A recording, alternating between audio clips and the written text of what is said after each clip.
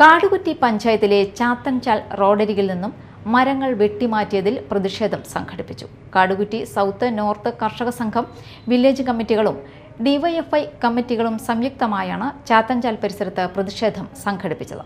പഞ്ചായത്ത് യാതൊരു വിധത്തിലുള്ള ആലോചനകൾ നടത്താതെയും വനംവകുപ്പിന്റെ അനുമതി ഇല്ലാതെയുമാണ് മരങ്ങൾ വെട്ടിമാറ്റിയതെന്ന് പ്രതിഷേധക്കാർ ആരോപിച്ചു.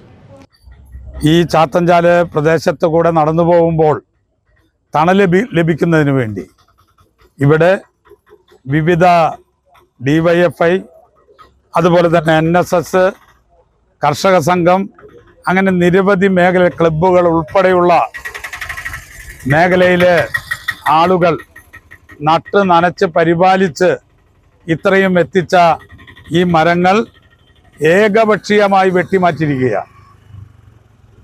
എന്ത് ധിക്കാരപരമായ നിലപാടാണ് സ്വീകരിച്ചത്?